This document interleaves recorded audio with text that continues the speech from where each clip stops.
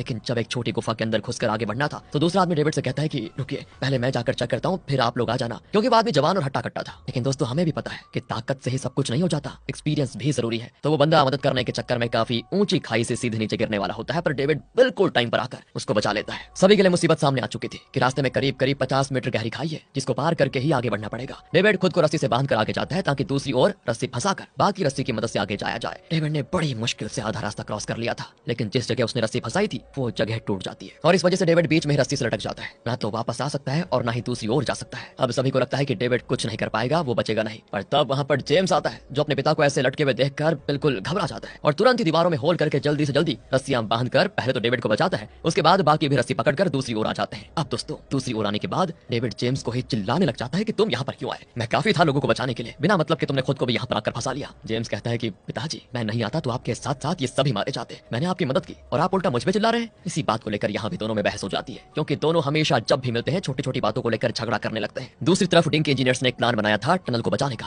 उनके प्लान के मुताबिक लैंडस्लाइड होने से पहले वो कहते हैं कि हम उस पहाड़ को दूसरी तरफ से उड़ा देते हैं। ये करने से पहाड़ का वो हिस्सा जो लैंडस्लाइड होने के बाद टनल पर गिरता, वो अब टनल से पहले टूटकर दूसरी तरफ गिर जाएगा, जिससे टनल को कुछ नहीं होगा। ये प्लान डिंग और बाकी सारे मेंबर्स को काफी पसंद आ जाता है, तो वो लोग इसी प्लान के आधार पर काम शुरू कर देते हैं। बड़े बड़े विस्फोटक तैयार किए जाते हैं ताकि पहाड़ का आधा हिस्सा उड़ा दिया जाए। इधर जेम्स और बाकी जब आगे बढ़ रहे होते हैं तब जेम्स को सामने तालाब दिखाई देता है, जो उनके रास्ते की रुकावट बन गया था। उसके अलावा आगे बढ़ने का कोई और रास्ता नहीं था उस समय। ये सारे लोग उस जगह को फॉलो कर रहे थे जहाँ से हवा अंदर आ रही थी। इससे होगा ये कि अगर वो हवा आने वाली जगह पर पहुंच गए तो जरूर वहां से बाहर निकलने का कोई ना कोई रास्ता मिल जाएगा, क्योंकि जब हवा आ रही है तो वहां कोई ना कोई रास्ता जरूर होगा, तभी तो हवा आ रही है। लेकिन जेम्स बाकियों से कहता है कि ये सही रास्ता नहीं है, हम गलत रास्ते पर हैं, हमें रिटर्न जाना पड़ेगा। वो यहाँ पर दोस्तों झूठ कह रहा था, क्योंकि उसे पानी से डर लगता है, जबकि इस जगह से बाहर निकलने का रास्ता आगे ही है। लेकिन डेविड समझ जाता है कि जेम्स को पानी से डर लग रहा है, इसीलिए वो यहाँ से जाने से मना कर रहा है। वो कहता है कि बेटा, तुम मेरे बेटे हो ही नहीं सकते, तुम डरपोक इंसान हो। एक सोल्जर का बेटा पानी से डर जाए, ऐसा हो नहीं सकता। तब जेम्स कहता है कि पापा, मुझे पानी से इसीलिए डर लगता है कि जब भी मैं तालाब देखता हूँ तो मुझे उसके अंदर मेरी माँ मरी भी नजर आती है, जिसको मैं बचा नहीं पाया। और दोस्तों यहाँ पर हमें पता चलता है कि जेम्स आखिर अपने पिता से नफरत क्यों करता है। असल में जब जेम्स 10 साल का था तो उसकी माँ की तबीयत अचानक से खराब हो गई। उसने कई बार अपने पिता को कॉल करने की कोशिश की थी कि वो जल्दी घर आकर माँ को हॉस्पिटल लेकर जाए, लेकिन काम में बिजी होने की वजह से डेविड ने कॉल नहीं उठाया और तब बेचारे जेम्स अपनी माँ को साइकिल पर बिठाकर जैसे तैसे बड़ी तेजी के साथ हॉस्पिटल की ओर जाने लगा। लेकिन वो था तो एक बच्चा ही, पीछे माँ तड़प रही थी और उसी टेंशन में जब